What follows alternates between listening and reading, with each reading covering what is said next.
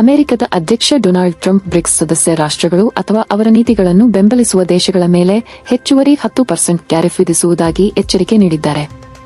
Trump ಅವರ ಈ ಘೋಷಣೆ ರಿಯೋ ಡಿ ಜನೈರೋದಲ್ಲಿ ನಡೆಯುತ್ತಿರುವ ಬ್ರಿಕ್ಸ್ ಶೃಂಗಸಭೆ ಸಂದರ್ಭದಲ್ಲಿ ಬಂದಿದೆ.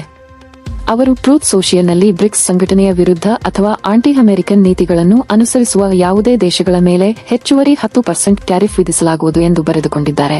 ಇದರಲ್ಲಿ ಯಾವುದೇ ವಿನಾಯಿತಿ ಇರದು ಎಂದು ಹೇಳಿದ್ದಾರೆ. ಈ ಘೋಷಣೆಗೆ ಪ್ರತಿಕ್ರಿಯಿಸಿದ ಚೀನಾದ ವಿದೇಶಾಂಗ ಸಚಿವಾಲಯ, ಬ್ರಿಕ್ಸ್ ಸಂಘಟನೆ ಎದುರಾಳಿತನವನ್ನು ಹುಡುಕುತ್ತಿಲ್ಲ. ಟ್ಯಾರಿಫ್ಗಳು ಯಾವುದೇ ದೇಶಕ್ಕೂ ಪ್ರಯೋಜನಕಾರಿಯಾಗುವುದಿಲ್ಲ. ಇವು ರಾಜಕೀಯ ಒತ್ತಡದ ಸಾಧನವಾಗಿ ಬಳಸಬಾರದು ಎಂದು ಹೇಳಿದೆ. ಚೀನಾ, ಬ್ರೆಜಿಲ್, ರಷ್ಯಾ, ಭಾರತ, ದಕ್ಷಿಣ ಆಫ್ರಿಕಾ ಸೇರಿದಂತೆ ಇತ್ತೀಚೆಗೆ ಸೇರ್ಪಡೆಯಾದ Egypt, UAE, Ethiopia, Indonesia, Iran ಮುಂತಾದ ದೇಶಗಳನ್ನೊಳಗೊಂಡ ಬ್ರಿಕ್ಸ್ ಜಾಗತಿಕ ಸಹಕಾರ ಮತ್ತು ಸಮತೋಲನದ ಪರವಾಗಿದೆ ಎಂದು ಚೀನಾ ಸ್ಪಷ್ಟಪಡಿಸಿದೆ. ಬ್ರಿಕ್ಸ್ ಶೃಂಗಸಭೆಯಲ್ಲಿ ಸದಸ್ಯ ರಾಷ್ಟ್ರಗಳು ಅಮೆರಿಕದ ಏಕಪಕ್ಷೀಯ ಟ್ಯಾರಿಫ್ ನೀತಿಗಳನ್ನು ಖಂಡಿಸಿ ಇವು ಜಾಗತಿಕ ವ್ಯಾಪಾರ ಮತ್ತು ಸರಪಳಿ ವ್ಯವಸ್ಥೆಗೆ ಹಾನಿಯುಂಟು ಮಾಡುತ್ತವೆ ಎಂದು ಹೇಳಿವೆ. ಈ ಶೃಂಗಸಭೆಯಲ್ಲಿ ಮಧ್ಯಪ್ರಾಚ್ಯ ಸಂಘರ್ಷಗಳ ಕುರಿತು ಸಹ ಚರ್ಚೆ ನಡೆಯಿತು. ಟ್ರಂಪ್ ಅವರ ಈ ಹೊಸ ಘೋಷಣೆಯಿಂದ ಜಾಗತಿಕ ವ್ಯಾಪಾರದಲ್ಲಿ ಮತ್ತಷ್ಟು ಅನಿಶ್ಚಿತತೆ ಉಂಟಾಗಬಹುದು ಎಂಬ ಆತಂಕವಿದೆ. ಹೀಗೆ ಬ್ರಿಕ್ಸ್ ಸದಸ್ಯರು ಮತ್ತು ಚೀನಾ ಟ್ರಂಪ್ ಅವರ ಟ್ಯಾರಿಫ್ ಬೆದರಿಕೆಗೆ ತೀವ್ರ ಪ್ರತಿಕ್ರಿಯೆ ನೀಡಿದ್ದು, ಸಂಘಟನೆ ಎದುರಾಳಿತನಕ್ಕೆ ಹೋಗುವುದಿಲ್ಲ, ಸಹಕಾರ ಮತ್ತು ಅಭಿವೃದ್ಧಿಯ ಪರವಾಗಿದೆ ಎಂದು ಪುನರುಚ್ಚರಿಸಿದ್ದಾರೆ.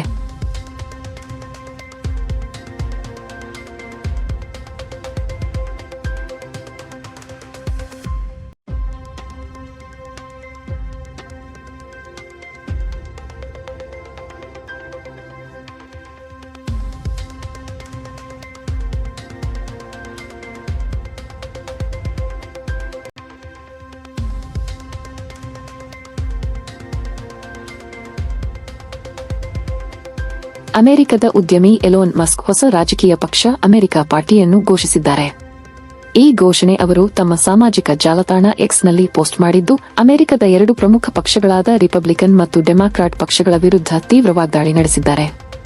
ಮಸ್ಕ್ ಅವರು ಈ 2 ಪಕ್ಷಗಳು ಅನಾವಶ್ಯಕ ಖರ್ಚು ಮತ್ತು ಭ್ರಷ್ಟಾಚಾರ ನಡೆಸುತ್ತಿವೆ ಎಂದು ಆರೋಪಿಸಿದ್ದಾರೆ.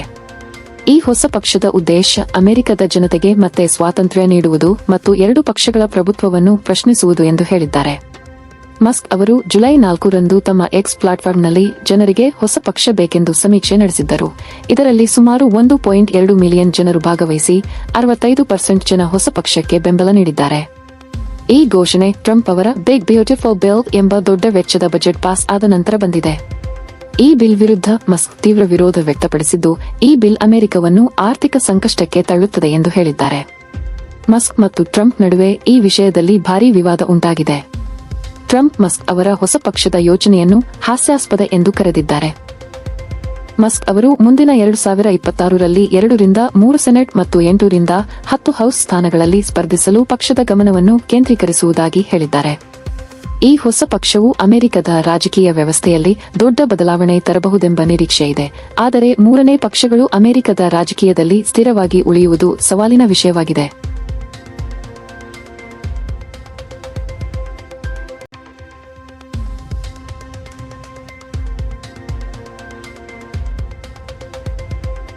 ಈಟರ್ನಲ್ ಕಂಪನಿಯು ತನ್ನ ಆಹಾರ ವಿತರಣಾ ವ್ಯವಹಾರದ ಹೊಸ ಸಿಇಒ ಆಗಿ ಆದಿತ್ಯ ಮಂಗ್ಲಾ ಅವರನ್ನು ನೇಮಕ ಮಾಡಿದೆ.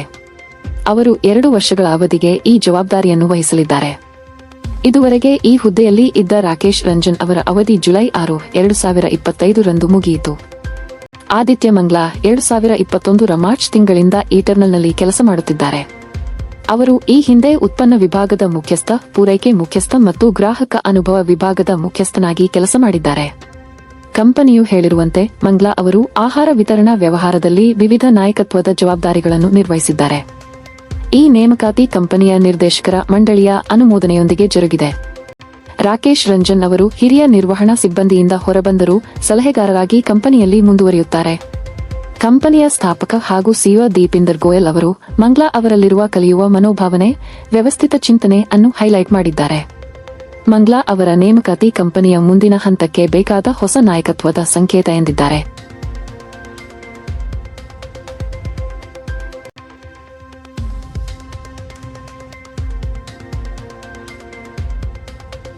ಜಿಯೋ ಬ್ಲ್ಯಾಕ್ರಾಕ್ ಅಸೆಟ್ ನಿರ್ವಹಣಾ ಸಂಸ್ಥೆ ತನ್ನ ಮೊದಲ ನ್ಯೂ ಫಂಡ್ ಆಫರ್ ಎನ್ಎಫ್ಒ ಮೂಲಕ 17,800 ಕೋಟಿ ಸಂಗ್ರಹಿಸಿದೆ. ಈ ಎನ್ಎಫ್ಒಗೆ 67,000ಕ್ಕೂ ಹೆಚ್ಚು ರಿಟೈಲ್ ಹೂಡಿಕೆದಾರರು ಮತ್ತು 90ಕ್ಕೂ ಹೆಚ್ಚು ಸಂಸ್ಥೆಗಳು ಪ್ರತಿಕ್ರಿಯೆ ನೀಡಿದ್ದಾರೆ. ಜಿಯೋ ಬ್ಲ್ಯಾಕ್ ರಾಕ್ 3 ಡೆಟ್ ಮಾದರಿಯ ಮ್ಯೂಚುವಲ್ ಫಂಡ್ಗಳನ್ನು ಪ್ರಾರಂಭಿಸಿದೆ. ಈ ಮೂಲಕ ಸಂಸ್ಥೆ ಭಾರತದ ಟಾಪ್ 15 ಅಸೆಟ್ ನಿರ್ವಹಣಾ ಕಂಪನಿಗಳ ಪಟ್ಟಿಗೆ ಸೇರ್ಪಡೆಯಾಗಿದೆ.